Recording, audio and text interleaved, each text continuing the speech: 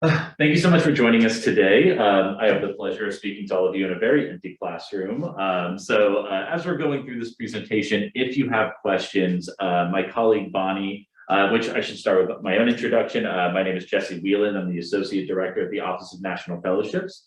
And Bonnie Garcia-Glockner, our Assistant Director, is going to be monitoring the chat. So feel free to type in your questions, and we can always stop and answer those as we go through, because this presentation is going to be a lot of information thrown at you very quickly.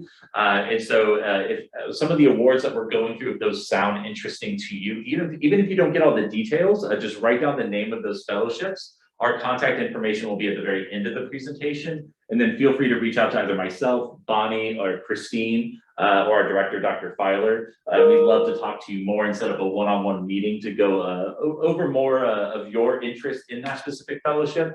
And to really break down the application process.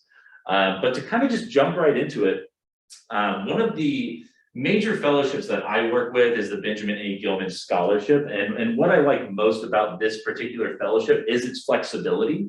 So this is an opportunity that is specifically for Pell Grant recipients. It's a scholarship that was founded back in around 2001 with the main focus of this organization is to provide funding to students who may otherwise opt out of international experiences, whether those experiences are more cultural exchange programs, internships, or traditional, more study abroad programs.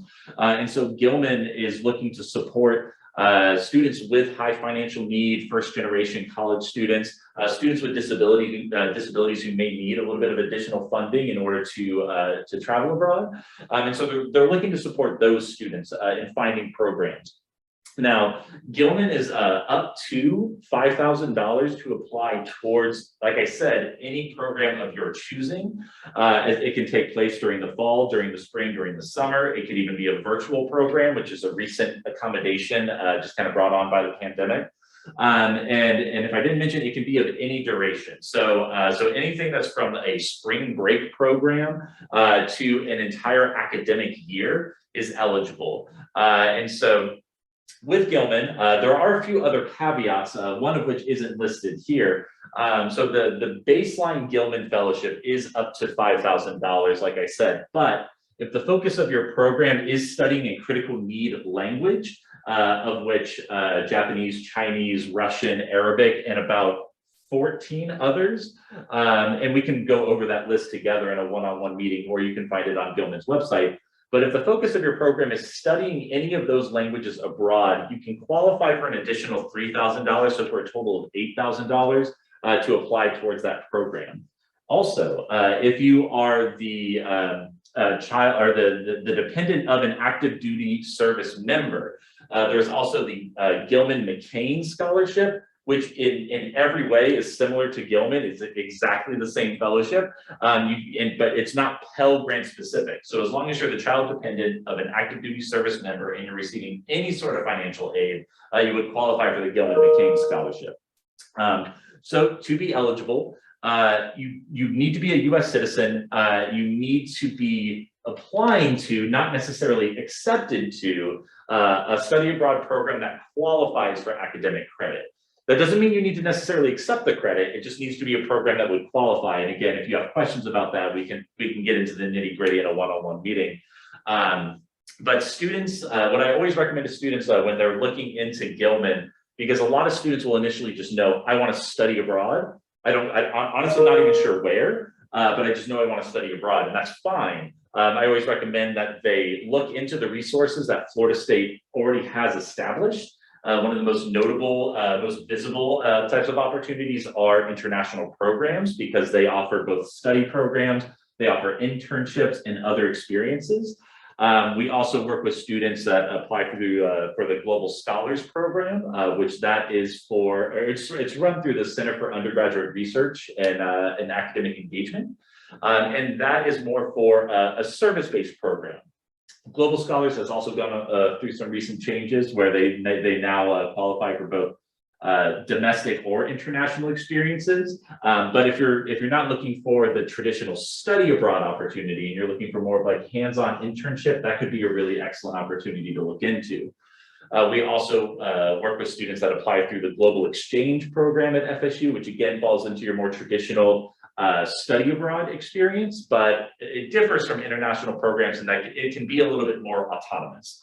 And so instead of going to an FSU study center, you could be one of anywhere from 2 to 3 to 4 to 5 students studying at this international university. So long-winded way of saying, as long as you're receiving a Pell Grant, Gilman is an excellent opportunity that can fund that experience. And even over the last 2 years, despite the challenges that the pandemic has presented us, our acceptance rate for Gilman has really skyrocketed. And so we're sitting at about 85 to 90% acceptance rate for our students over the last 2 years. So it's never a guarantee, but working with our office can significantly increase your odds of being accepted. I know I'm spending a lot of time talking about this fellowship. If you couldn't tell, it's one that I care about a lot. But just to quickly touch on the application materials that you'll need to submit.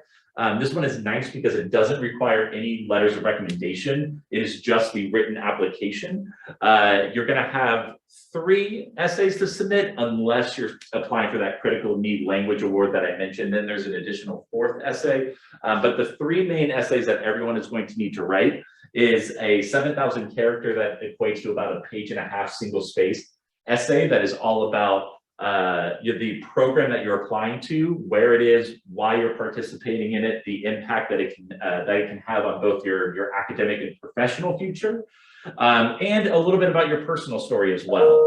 So the statement of purpose is more, think of it more of a blended statement of purpose and personal statement. So they want to hear about you as well. And then the next 2 essays, the shorter ones that are about half to like 3/4 of the page single space, are trying to get at similar things, just from, it's like 2 sides of the same coin. And so the first essay, or the second essay, but the first of those 2, is thinking about the impact that you can make in the community that you're going to. And so they're wanting to see, like, how would you serve as an effective citizen diplomat for the United States, for the Gilman Scholarship, for your university, and how are you going to engage with the culture, with the people, with the place. The second essay is all focused on, or I'm sorry, the third essay, but the second of those 2, I'll get that right eventually, is all focused on when you return from your Gilman experience. And so they want to see, what are some clubs and organizations that you're involved in at your university, or what do you engage with still in your hometown, or what are the communities that you're passionate about, or any organizations that you may be volunteering with. You don't need to list all of those, but they want to see you identify an organization or a group, define how you're going to engage with that group to either share what you've learned abroad, to continue the work that you did abroad, or to advocate for the Gilman Scholarship.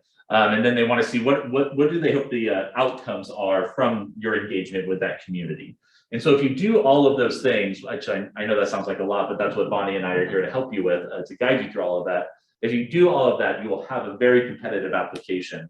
The last short essay that's not listed here, because that's only for students applying for the Critical Need Language Award, is a 2,000 character essay that's really articulating why you need to study that language, both for your academic and professional future, or perhaps what specific aspects of the language you're really challenged by that this program could help you with. And so just to kind of reiterate, you have the 3, possibly 4 essays that you need to write, no letters of recommendation. You can submit your unofficial transcripts, and your advisor, so either myself or Bonnie, will work with you in terms of finding the study abroad and financial aid advisors that you need to certify your application. And so that application is going to be due March 1st.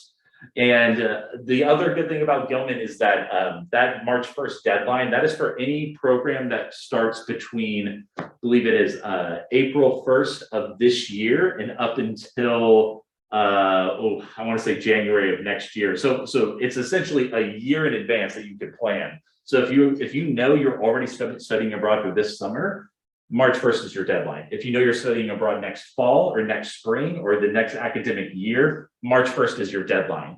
And so hypothetically, if you weren't studying abroad until next spring and you applied a year in advance, you could learn by the end of this semester that you have funding for that spring semester, or worst case, if you are not selected, you can apply again for the deadline in October.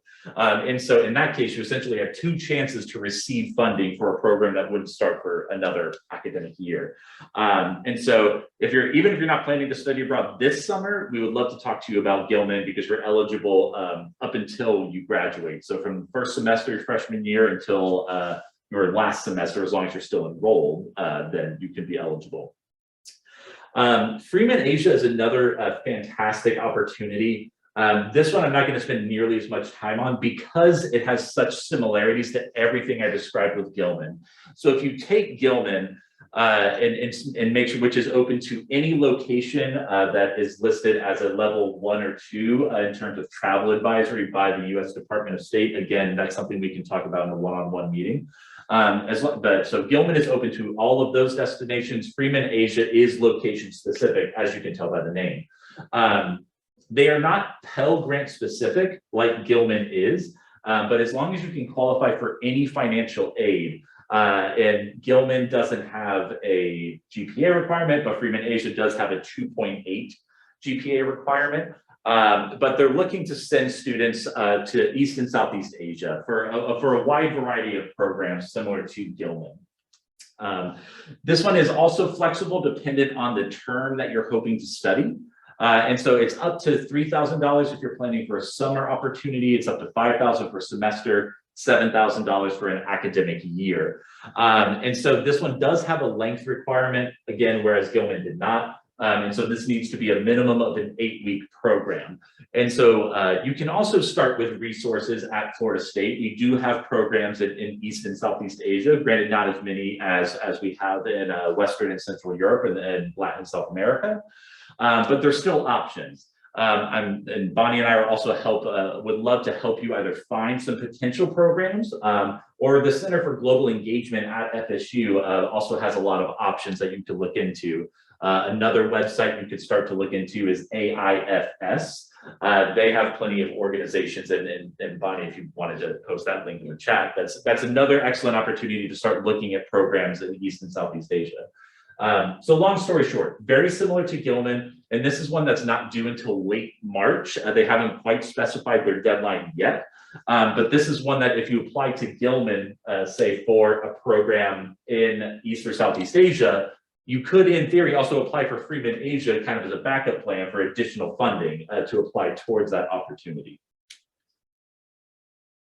Now, one of the other really popular opportunities for this coming summer is the US-UK Fulbright Summer Institute. And so I meet with students all the time that are familiar with that Fulbright brand. I think it's probably the most, or it's one of, if not the most visible fellowships on campus or just nationally. And so we work with, so if you're a lower division student, if you're in your first or second year, then this is going to be the opportunity for you. If you happen to be a junior or senior, then the Fulbright US student program is going to be the opportunity for you. So that the Fulbright US student program, that is for a postgraduate experience that's from anywhere to 8 months to a year. That's also one that Bonnie and I are recruiting for right now, but it's not in this presentation. So if you are interested in a postgraduate or gap year experience, again, email us. But this program is a much shorter duration. It is just over the summer, but it does have an emphasis on cultural exchange. All of their programs just happen to occur in the United Kingdom. And so if like a year-long postgraduate experience, either pursuing graduate school or research or an English teaching assistantship, if that sounds interesting to you, then I think you would really like this opportunity because it's just on a much smaller scale. It's essentially prepping you for that type of experience. And they do have a preference for students that have never pursued international opportunities before. If you have, that's not going to preclude you from being selected. But they do want to make sure that this opportunity is accessible as possible for students who may have just not otherwise had that experience. And so, like I said, the emphasis is on cultural exchange, but on the next slide, we're going to get into the specific programs that they have, each of which has a very specific curriculum. But it does have, this institute, it does have a high GPA requirement, so you do need a 3.7 to qualify. And so if you meet that minimum threshold, then we can definitely talk about applying this year. If you're right on the cusp, and you're still in your first year, and it's still very feasible because your GPA is still very flexible in the first few semesters at Florida State, this could be one that you're also eligible for next year if you're not quite at that 3.7 just yet. Now, these are the specific institutes that they have available for this year. This does change yearly. And so if you don't see one that interests you this year, next year, they could be completely different. So if you go onto their website, you'll be able to click on each of these institutes to get a little bit more information about the curriculum. You don't need to, and just to clarify, for example, the farming, agriculture, and contemporary issues, which also deals with climate change, it deals with a lot of other subjects. That does not need to be your major for you to qualify for that program. It can just be something that you're genuinely passionate about, that you would love to learn more about. It can be something that you do that you engage with in your spare time, either through volunteer or service work. And the same goes for all of the other institutes. And so I really encourage students to, think about, your academic discipline perhaps first, the things that you're just generally interested in, and use that as a guiding factor as you're going through these different websites.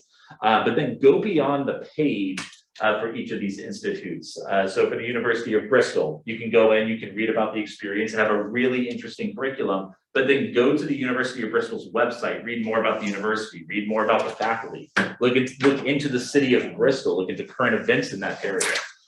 Because all of that can come into your application when you're articulating why is it that you want to study this institute. It's not just because of the curriculum. I'm also interested in the history in the area and what I'm able to engage with while I'm there. Let me see. Oh, quickly go to, well, there we go. Let's skip the slide. Nope. Okay. Sorry. Brief technical difficulty. And so that's what this application is looking for. It's looking for students that not just have the academic ability to engage in this type of experience, but just have the genuine interest to engage with others across academic discipline, across culture, and just have a very unique summer experience. So once you've settled on the institute that you're interested in, then we can start breaking down the 4 essays that you need to write. There are 2 longer essays that are about a page long, and then 2 shorter essays that are about half a page.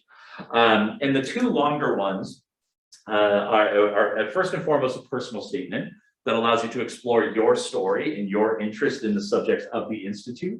Perhaps giving some personal anecdotes that help the reader understand why you're passionate about the topics that you are. And then a current event essay, which can be about anything. I would obviously recommend finding something that is in line with the curriculum of the institute that you're applying to. And then after those 2 extended essays, you do have 2 short essays where it's an example of leadership, and that's where you can really bring in some of your extracurricular involvement at Florida State or beyond. Maybe during your time in high school, you had some significant experiences that you'd like to speak to. And then a short essay exploring why the institute. And that's where, like I was saying earlier, when you go in and explore the website, the faculty, that's where you can bring in other factors to really emphasize that this is the best destination for you. To give you kind of a brief example, a few years ago, we actually had 2 students that were selected for the Bristol program, which was the Arts, Activism, and Social Justice. And so I worked with a student that was a music composition major, so not something you would typically associate with like activism and social justice, but was really passionate about the conversations that this was back in 2018, I believe, which at the time, a lot of conversations nationwide centered around Confederate monuments, and a lot of conversations on Florida State's campus centered around the Epps statue, the Francis Epps statue, which, if that was before your time at Florida State, long story short, it was a statue that was on campus that commemorated a founder of the university, yes, but someone whose past is not something we would like to highlight or associate with at the university. And so their application not just centered around their passion for music and their field, but it also centered around these really important conversations that were happening not just nationwide, but on campus in Tallahassee and in the city of Bristol, which is a former slave port city, whose monuments and museums and theaters still reflect some of the names of people who built their wealth off of that trade. That's where they were able to build, between these 4 essays, very clear correlations between their academic interests, their personal interests, where they're currently studying and where they hope to study. And so they're ultimately selected for that program because I believe that just all of these common themes really shine through in their application. And so this one is not, it's due at the end of February, so it's due a little bit sooner than the Gilman application. But if it's one that you're interested in, this is something we should definitely have a conversation. If not this week, let's get you into the office next week so we can start talking about the institute that you would like to apply for. Now, for those of you who are in STEM, and we'll get into a little bit, maybe even not in STEM, but have an interest in some of the bullet points on this slide. But the National Science Foundation has what are called REUs, or Research Experience for Undergraduates. And that is an opportunity for you to get involved in research, which I would encourage everyone, if you're interested in research. There are so many different ways to get involved at Florida State and start building connections with faculty here. But the REUs can be really amazing experiences to allow you to branch out beyond Florida State, start engaging and building relationships with faculty at other universities. And I've worked with students for years that also use the REUs as a very intentional way to start exploring possible universities that they might want to attend for graduate school. And so if any of that sounds interesting, what I would recommend doing is going to the REU website, which if you just type into Google NSF REU, it's going to be the first link that it takes you to. And then you'll see all of the STEM disciplines, as well as the 5 that I listed here that aren't necessarily attached to STEM, but still have fully funded opportunities for you to apply to. And you can start going through pages and pages and pages of universities that have these opportunities for you to get involved in research. It has contact information. You can go in and read more about the university, read more about the lab, read more about the faculty that are involved in this, and then reach out to those reach out to the faculty members and the PIs and the people in charge of these to get more information. Now, the reason we don't really have any of the application materials listed on here is because every university sets its own guidelines. So every university is going to have a different deadline for their REUs. Some have passed, many have not. They're going to have different numbers of recommendation letters attached to it. Some can be 0, 1 to 2. Some of these will have a single 2-page essay that you need to write about what is your discipline, your academic discipline, why you're interested in this lab, why the specific research project, and others will break it down into shorter essays. So long story short, all of these applications are different. They all have different deadlines, but if you can make a short list for yourself just based on your area of interest, I can almost guarantee that you can find a small handful, if not 2 handfuls, of opportunities that you could apply to. And if you plan ahead, I've had many students in the past that have applied anywhere from like 2 to 3 to 5 or 6 or 8 or 9 REUs, because it was the same discipline and they could take the application that they developed, continue to modify it and adapt it to these different sites. And therefore they could work a little bit smarter and not necessarily harder. It just increased their chances of being selected. And so this is just to emphasize, this is an opportunity where you don't need to have research experience to be eligible. And in many ways, and for a lot of REUs, they like students that have no research experience because they want to be that kind of first point of contact. But for some students who do have research experience, that could be used to further emphasize why you need to grow in the ways that the lab you're applying to would allow you to. And so, like I said, everyone is going to be different, but we can start breaking down these different applications once you find a short list of the ones that you're interested in. The Wrangell Summer Enrichment, so kind of similar to how the US-UK Fulbright Summer Institute is kind of a mini version of the big Fulbright. The Wrangell Summer Institute is kind of a mini version of the Wrangell Fellowship, which is full funding for you to pursue a graduate degree in either international affairs or policy studies or a related field.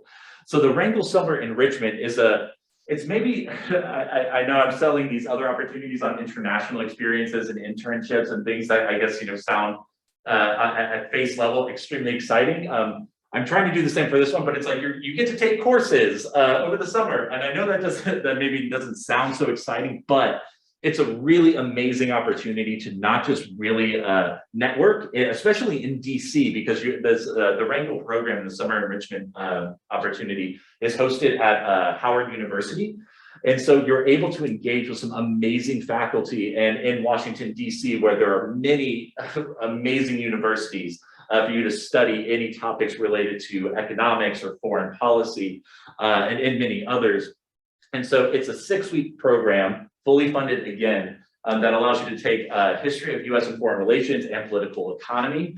They also bring in guest speakers. There are site visits incorporated. So it's not just coursework, so I don't want to in any way diminish the opportunity, but it really allows you to grow in your understanding of international affairs and foreign policy and economics and foreign relations and the like. I kind of mentioned some of this already. So yes, like I said, they cover your tuition, the travel, housing, and your food for the day, and you get a stipend for the 6 weeks that you're there, $3,300. And this is one that you need to at least be a sophomore to be eligible to apply. There is a GPA requirement, unlike some of the other opportunities that we listed. And this one is due relatively soon. It's due in just under a month. So if you're like the US UK Fulbright Summer Institutes, if you're interested, it's one that we should definitely start talking about as soon as next week. But kind of what I alluded to, because I gave a little bit of context on the big Fulbright for the Summer Institutes, like I said, for the larger Wrangle Fellowship, as well as the Pickering Fellowship and the Payne Fellowship, spelled Payne, all of those are very similar in that they fund graduate study, fully fund graduate study for a master's degree in one of these related fields, either related to international affairs, foreign policy, economics, or the like. And so participating in a program like this would definitely be a boost to your resume if that was something you would want to pursue later in your career. Humanity in Action is one that I know a lot of people attending the workshop today were really interested in, and it's one of my favorite fellowships that we work with, just because there aren't really any other programs that we work with that are like this. It's pretty unique, and so I guess the short and sweet version is that it's a funded summer program for you to engage in topics surrounding human rights and social justice from both a historical and a contemporary perspective. And so what's really cool is that every institute, which on the next slide, we'll get into those a little bit more, but every institute is going to have a curriculum that is unique to the city and the area, the country that you're in. So for example, the framework by which you would work from if you were selected for the program in Berlin would be the Holocaust. Again, from both a historical and contemporary perspective. Whereas, let's see, let me get to the next one. Whereas the program in Atlanta is going to be focused on the civil rights movement. And so regardless of where you are placed, they're going to incorporate site visits. They're going to incorporate guest speakers. There is a collective project that you and your cohort would work on. And so it's just a really amazing way to, regardless of your academic discipline and your area of interest, they're looking for a very wide array of people that are passionate about these topics related to their field and that are committed to furthering these human rights and social justice later in their career. And so with the application, not only are you engaging with the program in the city, but after the program has been completed, you have a follow-on project similar to what Gilman has that I mentioned earlier, their follow-on project. You have, I think they frame it as an action project for Humanity in Action following your time with them. And that can be, it's pretty flexible to your skill set, your interests, and the communities that you're passionate about. And so we can start talking with you about how you can start planning that, because in the application, you have about a 90-second video that you need to record of yourself explaining the project and what you hope to achieve. It's not something that needs to be extremely grandiose. It can be something that is, and I think it's probably more important for it to be something that is feasible. And so if you're already involved on campus or in your community, we would love to hear more about that and how, with the support and the backing of HIA, you can make your project possible. So this is one that you're not eligible for until your sophomore year, but you're eligible all through your undergraduate career and within 2 years of graduating. And so this is another one that is the deadline is coming up relatively soon, and it's a little bit different than some of the other fellowships in that the application changes every single year.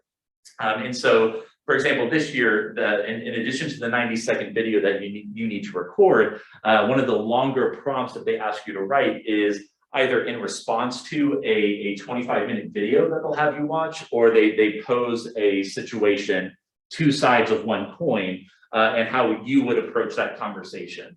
And so one of the things that they're really looking for in HIA is that ability to engage across difference, or a specifically political difference has been an emphasis of theirs the last few years. And so regardless of your stance on the issues that they present, they want to hear how you would navigate those conversations. So this is one, and I just want to clarify, when you do get onto their website, you will see that it has an associated application fee and it doesn't cover airfare. However, if you can demonstrate financial need, you can get the application fee waived entirely. And I worked with a student a few years ago that had their entire airfare covered because they couldn't afford it. And so if you can demonstrate that need, I don't want you to think that that is in any way a hindrance to you applying. And so just to quickly touch on, because I know I can ramble with the best of them, but I want to talk a little bit about our office and how we can support you through these processes. So not only do we help you identify based on your interests, based on your involvement, based on your studies, we can help you identify very specific fellowships that would allow you to engage with your learning. Oh, well, sorry, I forgot the, sometimes we have snacks. This was a PowerPoint that was developed pre-pandemic. We do still have snacks. We want to make sure that if you do come in and see us, that we're being as safe as possible. So, so yes, that is a benefit of coming to see us. But back to what I was originally saying is we can help you identify fellowships that align with your interests, but then we work with you on writing these essays that can be, for some applicants, very new. We're often asked to write about very specific subjects or events in history or other topics, but we're very rarely asked to write about ourselves, our stories, our interests, our goals.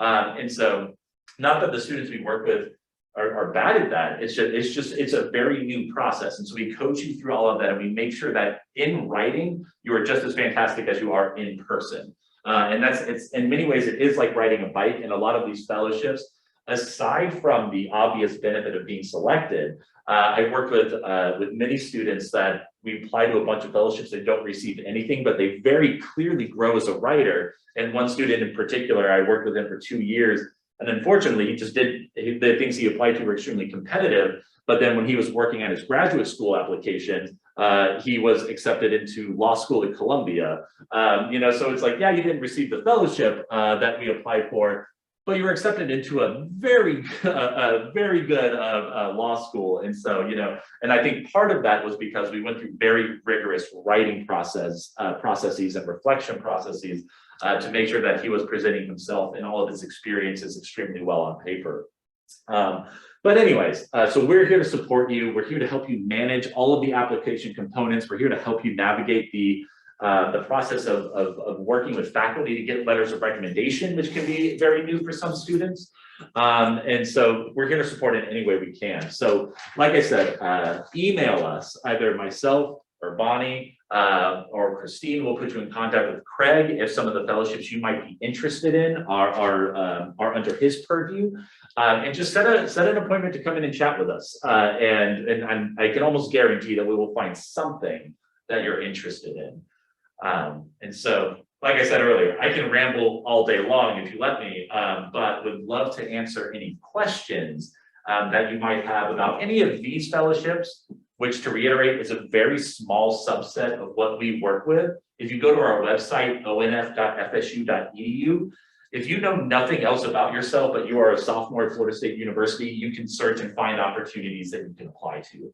But you can also search by your major and what you're studying. You can search by the type of experience that you want to pursue, or you can search by just how you might identify and find other relevant scholarships.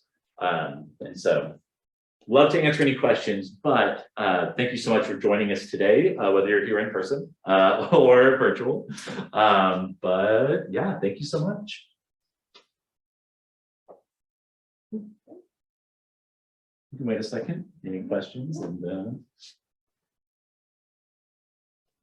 or if you had any questions, not to put you on the spot. So many people. I know, right? No, if you can just go over the Gilman, I just got up cloud. Absolutely. Yeah, Can definitely you back want to up. turn it off or whatever you want. Oh yeah. Any questions? No questions. Just Riley said thank you, but she will leave. Thank you. Yeah, we can pause the